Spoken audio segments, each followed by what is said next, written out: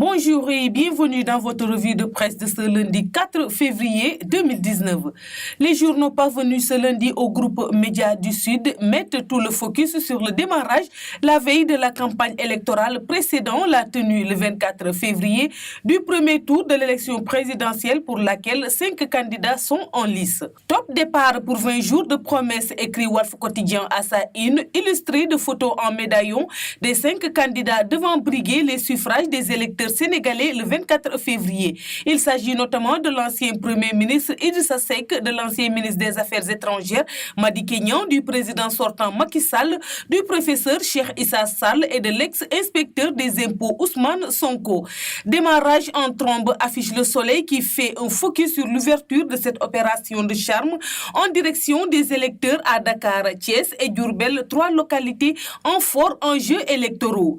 Dans cette ambiance de forte mobilisation des différents camps, les candidats ne se sont pas privés de rivaliser de formules et de promesses pour séduire de potentiels électeurs. Il en est ainsi du président sortant qui promet la construction d'un parc industriel dans la cité religieuse de Touba que nenni que semble rétroquer l'ancien Premier ministre Idrissa Seck. Il prédit une défaite au chef de l'État sortant, tandis que Ousmane Sonko, dans les colonnes du même journal, évoque une restauration de la dignité de la nation s'il était élu. Si le candidat du PUR, Parti de l'Unité et de Rassemblement, s'est engagé à replacer la question sécuritaire au cœur des politiques publiques, Madické Niang a de son côté fait part de son intention de supprimer plusieurs institutions. Du moment que Sud Quotidien compare de son côté l'ouverture de la campagne électorale au lancement d'une course aux voix, Thiès déroule le tapis rouge à Idi. Macky annonce la couleur à Touba. Les 3 axes de Sonko, Madické fait allégeance à Mbacké et Issa Sall charme la banlieue, mentionne en appel le journal pour rassurer cette première journée de campagne électorale. Des promesses et des attaques retient le quotidien de cette première journée de campagne en préférant mettre à sa première page les images de la mobilisation des différents candidats au scrutin du 24 février. Démarrage sur les chapeaux de roue, s'exclame le Témoin en détaillant au passage à ses lecteurs les premières promesses, piques et joutes oratoires des candidats en lice. Il n'aura pas de combat à Touba et à Mbacké car la victoire est pliée. S'enthousiasme déjà le chef de l'État sortant qui était en déplacement dans cette partie du pays. Pendant ce temps, la ville de Thiès s'était parée d'orange pour accueillir Idrissa Seck.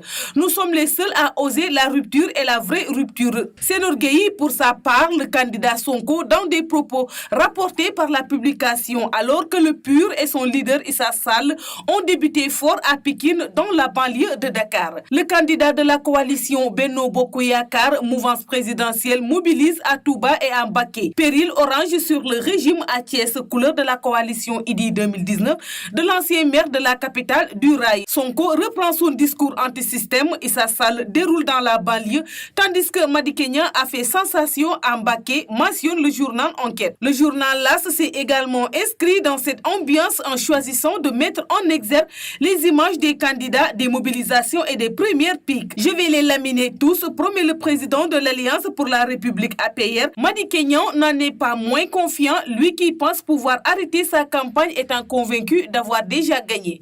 Dans les colonnes du journal, Idrissa Seck déclare « Macky Sall sera le seul président à faire un seul mandat ». La publication souligne par ailleurs que Sonko a été porté en triomphe à l'université Cheikh Anta Diop de Dakar. L'Observateur met en relief la logistique déployée par les équipes de campagne en faisant savoir que les candidats chevauchent des monstres en référence à la rutillance des véhicules spécialement utilisés dans la quête des suffrages. Le premier jour de campagne a été fort en propos, mais ce sont surtout les véhicules des candidats qui attirent le plus l'attention.